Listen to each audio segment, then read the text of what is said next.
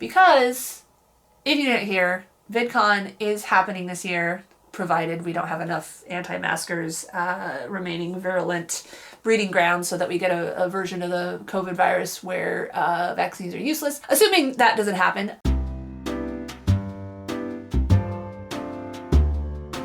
They're gonna have it at the end of October. I already booked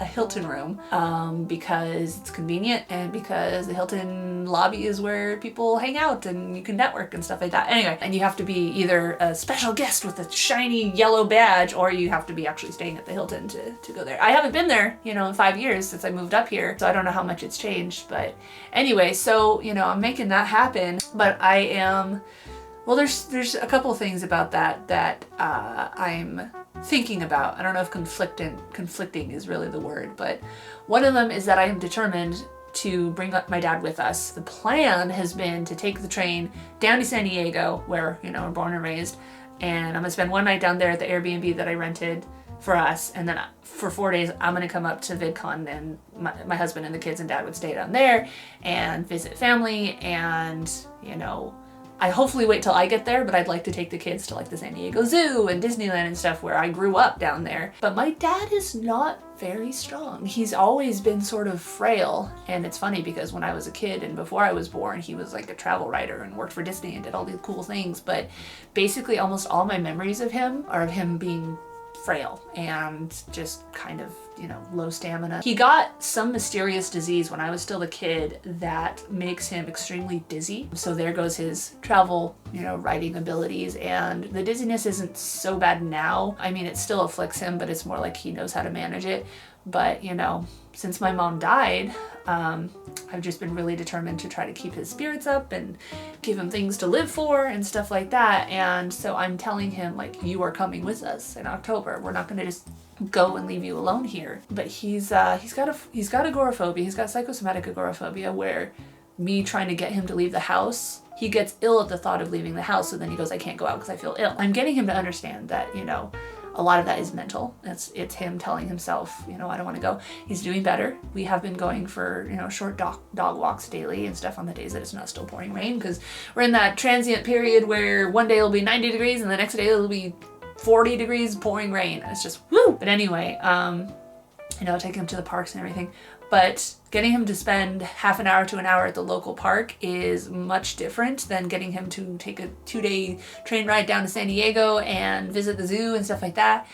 And I understand, his reservations, but I'm just trying to get him out. I myself has, as you guys know, have been having health issues this whole year and a half since we had COVID in early February. Compared to how it used to be, I'm much better, but I do still have these things pop up where I finally got my first COVID shot April 19th, I think. And for about 2 weeks afterward, I actually felt pretty good. I didn't have a headache pretty much or anything like that. But then the headache kind of came back and I had a repeat of this sudden rapid hammering heart that I had off and on for the first few months after COVID. And it's scary because, I didn't have the pain or the drooping face or anything that goes along with a stroke or heart attack, but just feeling your heart hammering and you're like trying breathing exercises, you're trying to just like calm yourself down and it's not working. And it's scary because you're like, am I gonna die? And, it's just, so I don't feel any of that right now. My headache is mostly manageable again now. I did have bacon the morning that it got bad again, and I'm wondering if like the grease triggered something or whatever. But anyway, and then of course the constant exhaustion doesn't help either, especially since the kids have gone back to waking up at 3 and 4 in the morning, and then I have to go in and go, it is dark outside, go the F back to sleep. But anyway, so back to VidCon. Yeah.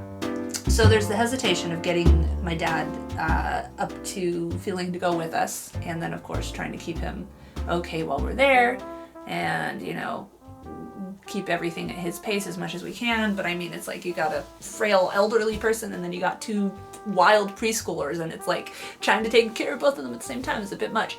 But I do want to make him go down there this year because I don't know how much longer he's going to be alive. And I think that it would be good for him as far as handling my mom's death if he were to, you know, kind of reconnect with some of his old lifelong friends that are down there still. And he's had phone calls with them and stuff, but I think just being physically near them will be better for him. Plus, I think it would be fun. I want to go down there and show, you know, all the places that I used to grow up, that I grew up around, to my kids, especially now that they're a little bit older and they can appreciate it more. But we'll see how it goes.